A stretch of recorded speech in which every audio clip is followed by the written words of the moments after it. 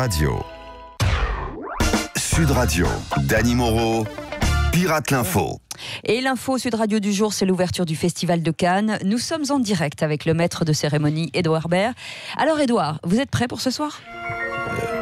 Vous savez, la vie d'un acteur, sont souvent des questions sans réponse. Et ce matin, je me demande à quel moment ça a merdé dans ma carrière pour qu'il me propose d'animer la cérémonie pour la 4e fois. Oui. Mais voilà, c'est parti les enfants, on rejoint le rang des endimanchés, de ceux qui nous font rêver, les ciels bleus, les tapis rouges.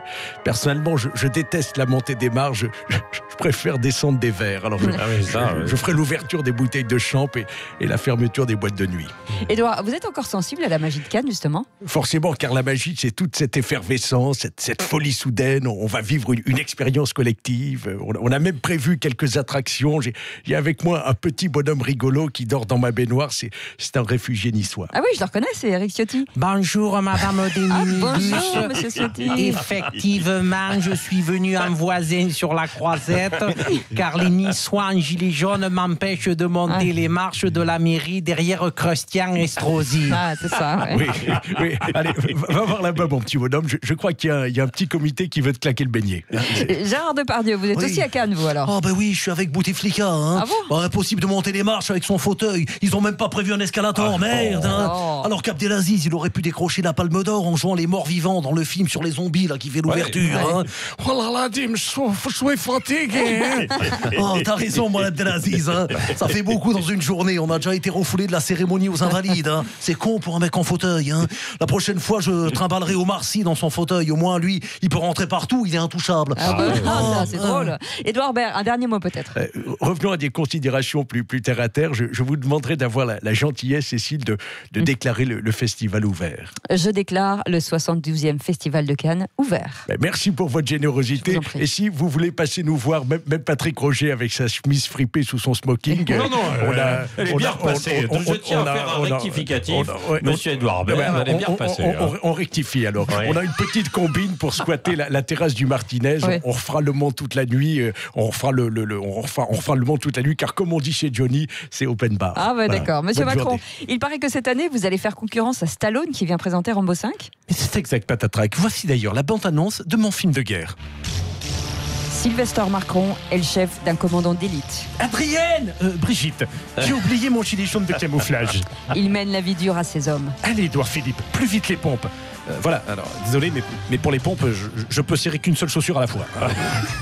Monsieur Hollande, vous aussi, vous jouez dans le film ? Oui, je peux lui donner des conseils. J'ai fait la guerre aux djihadistes du Mali. Oh, les mains, peau de lapin. On fait moins les Maliens. Oh, dis donc. Ça passe trop bien. Moi aussi, Marine. Je suis prête à partir en guerre au Burkina, mais surtout contre le Burkini. Plus fort que Rocky 4 et Rambo 5, c'est Macron 2. Mais ça va chier, car je rappelle à tous ceux qui veulent prendre en otage les ronds-points qu'ils se retrouveront face à une force spéciale. Moi, Kéké Castaner, je suis prêt à aller au casse-pipe et à tirer des coups. Chérie. Non, pardon. Là, c'est mieux. Voilà, il y a plus de cartouches. Tu vois. Alors que le concours de l'Eurovision aura lieu samedi, retrouvons nos deux compères Stéphane Bern et André Manoukian qui se préparent. Bonjour à tous, je suis ravi de vous retrouver pour ce grand concours qui va passionner tous nos voisins européens. Pas vrai, André ? Ouais, c'est vrai que rien que d'imaginer toutes ces langues qui se mélangent au nom de l'Union, moi, ça me fait transpirer la moustache. Bah oui, Stéphane, je crois qu'il y a 41 candidats cette année, c'est ça ? Mais non, vous vous trompez, il y a 33 candidats pour la France, oui, mais pour l'Europe, 33 candidats, c'est bien ça. Voici le premier candidat qui va nous donner son Eurovision, ou plutôt sa vision de l'Europe. Vas-y, André, envoie la musique. Mais non, imbécile, pas le groupe Europe, l'hymne européen, voyons. Ah, Monsieur Mélenchon, c'est vous ? Mais bien sûr, les gens, c'est moi, là. Je suis le ténor de la France insoumise, là. Mais pour les européennes, je suis en duo avec la petite Manon Aubry, là. C'est elle, la tête de liste. Hein. Et alors, qu'est-ce que vous allez nous chanter, Monsieur Mélenchon ? Tout simplement que le 26 mai, il faut voter pour Manon. Ah ouais. Manon.